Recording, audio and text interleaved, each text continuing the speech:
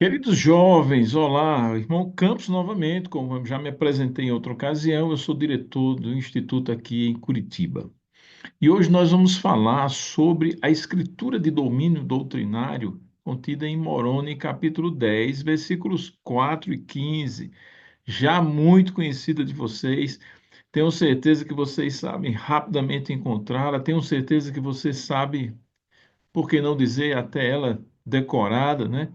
Para abençoar a sua própria vida, a vida de seus familiares e amigos. Mas vamos discutir um pouquinho esses dois versículos tão importantes e vamos fazer algumas reflexões juntos aqui, tá bem?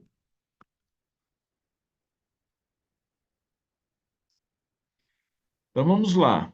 A escritura está assim registrada por Moroni em seu livro, no capítulo 10, ele diz o seguinte: E quando receberdes essas coisas, eu vos exorto a perguntares a Deus, o Pai eterno, em nome de Cristo, se essas coisas não são verdadeiras. E se perguntares com um coração sincero e com real intenção, tendo fé em Cristo, ele vos manifestará a verdade delas pelo poder do Espírito Santo. E pelo poder do Espírito Santo, podeis saber a verdade de todas as coisas. Temos vários princípios nesses dois versículos aqui para a gente conversar, tá bom? Então, vamos falar a respeito de alguns deles. Primeiro que Moroni aconselha, sugere, exorta, é perguntar a Deus, tá certo? Se essas coisas não são verdadeiras. Outro princípio é perguntar com um coração sincero e com real intenção. Outro princípio é tendo fé em Cristo. Mais um princípio, ele vai manifestar a verdade dessas coisas. Como? Pelo poder do Espírito Santo. Mais um princípio, pelo poder do Espírito Santo, podeis saber a verdade de todas as coisas. Então, como veem, são vários princípios.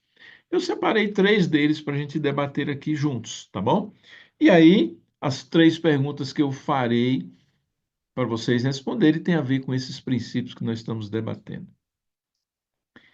Então, para iniciar a nossas reflexões, eu queria que vocês pensassem nesse caso aqui e nós vamos voltar a ele mais de uma vez. Então, imagine que um amigo seu, uma amiga sua, diga assim, ó, sou membro da igreja por toda a minha vida. Procuro guardar os mandamentos, ler as escrituras, orar e ir à igreja. Ouço outras pessoas compartilharem suas experiências sobre como elas sabem que o livro de Mórmon é verdadeiro. Por que Deus não me deu esse mesmo tipo de experiência? Essa é a dúvida do seu amigo. Pode ser até a sua dúvida. Esse caso pode ser o seu caso. Então pensa um pouco, como é que nós vamos ajudar essa pessoa, que pode ser um amigo seu ou pode ser você? Como podemos lhe ajudar, como podemos ajudar esse amigo a responder essa dúvida sincera, essa pergunta da alma: por que Deus não me deu esse mesmo tipo de experiência? Com isso em mente, vamos conversar um pouquinho mais e depois eu volto para esse caso. Inicialmente, eu vou contar para vocês a história do Elder Boyd Packer. Ele relata como foi com ele essa experiência do testemunho do livro de Mormon. Ele diz o seguinte: quando li o livro de Mormon de capa a capa pela primeira vez, observei a promessa de que, se perguntasse a Deus, o Pai Eterno, em nome de Cristo, se as coisas que havia lido eram verdadeiras, e se eu perguntasse com um coração sincero e com real intenção, tendo fé em Cristo, olha aí, os princípios contidos lá na Escritura, ele cita aqui, né? Ele me manifestaria a verdade delas pelo poder do Espírito Santo. Então ele diz: bom, vou fazer, né? Tentei seguir essas instruções da maneira como as entendia. Então ele seguiu.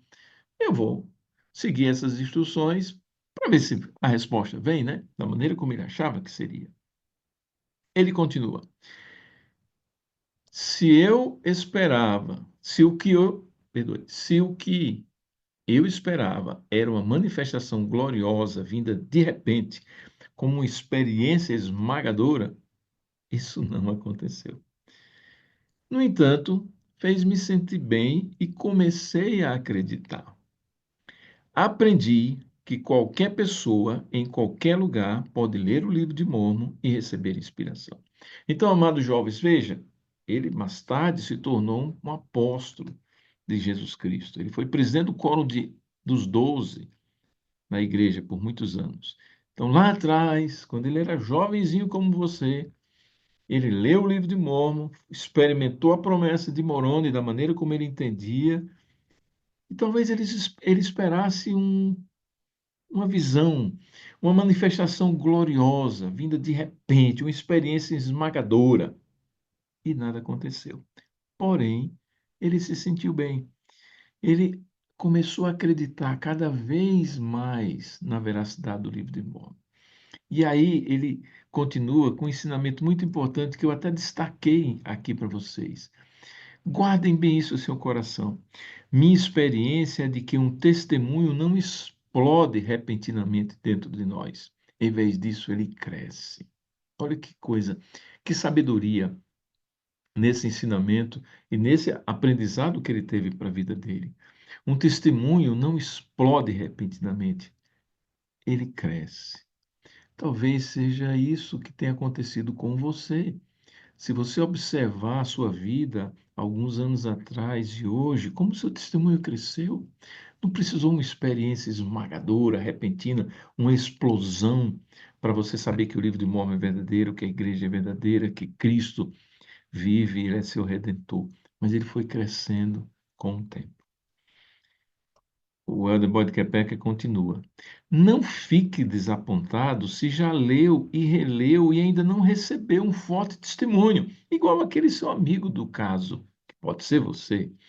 De certa forma, pode estar acontecendo com você o que aconteceu com os discípulos citados em 3 Nef 9:20, depois vocês leem, que estavam repletos de poder e glória em grande glória, não, perdoe, que estavam repletos do poder de Deus em grande glória e não o souberam.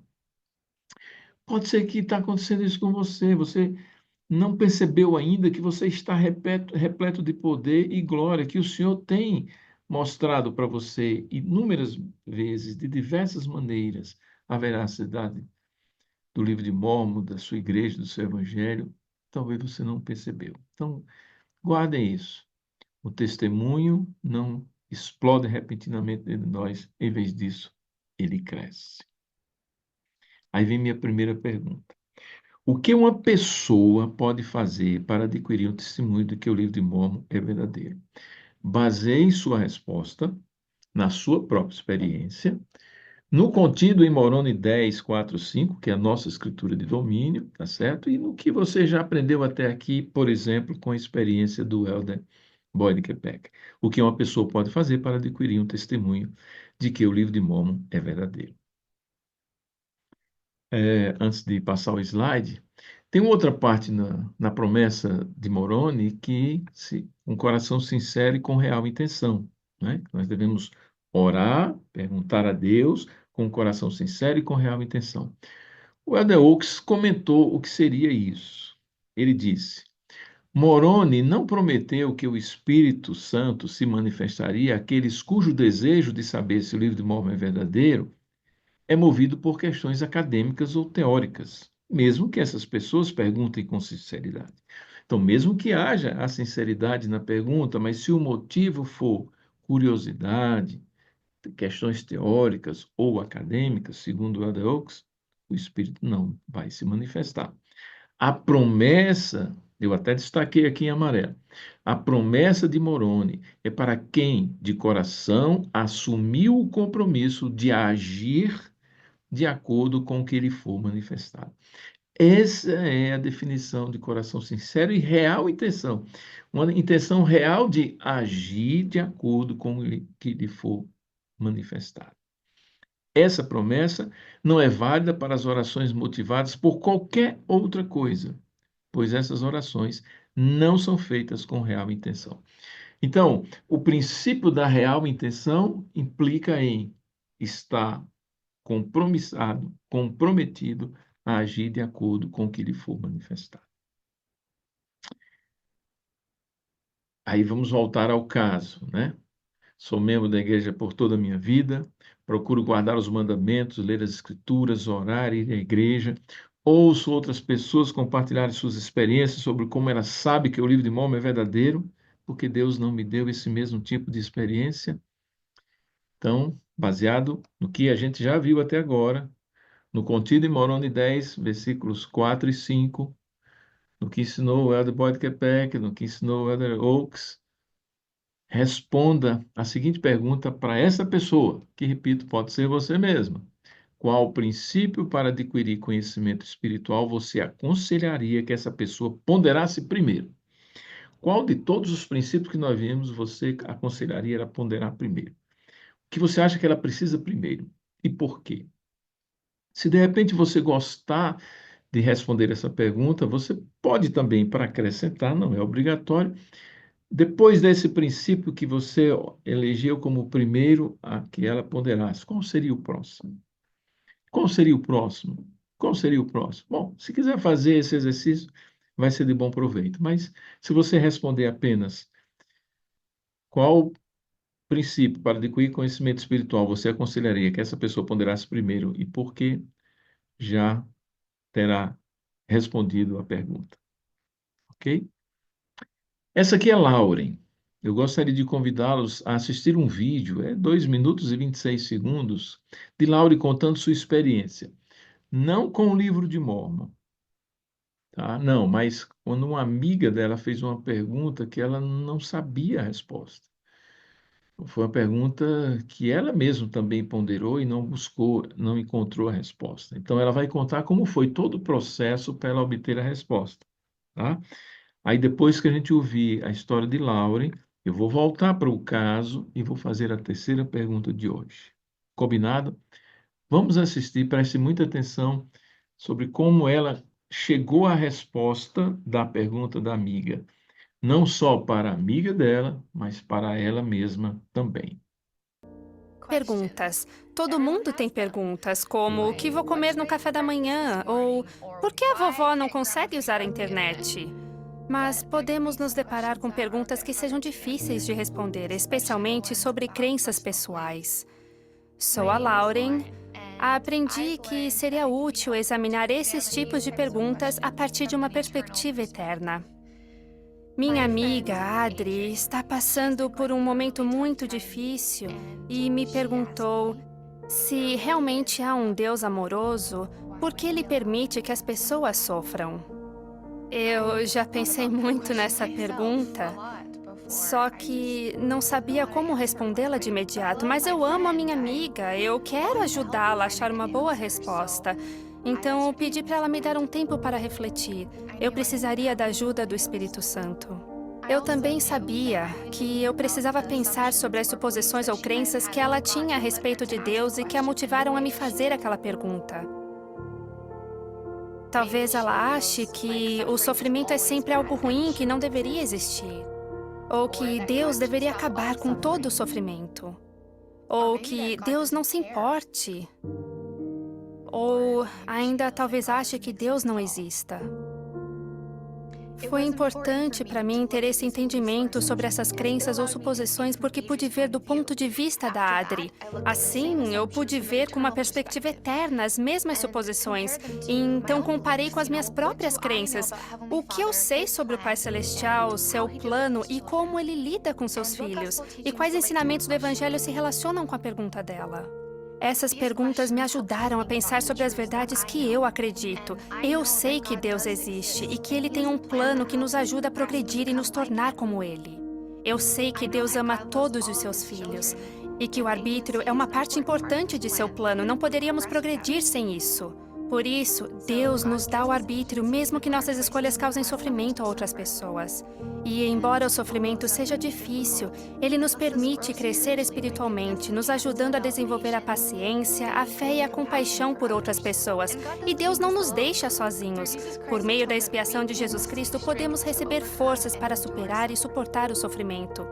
Quando parei e refleti com uma perspectiva eterna sobre a pergunta de Adri, pude reformular e ver de modo diferente.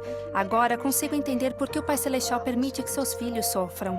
Eu aprendi que quando nos voltamos para Deus com fé encontraremos verdades que nos ajudarão a responder até as perguntas mais difíceis.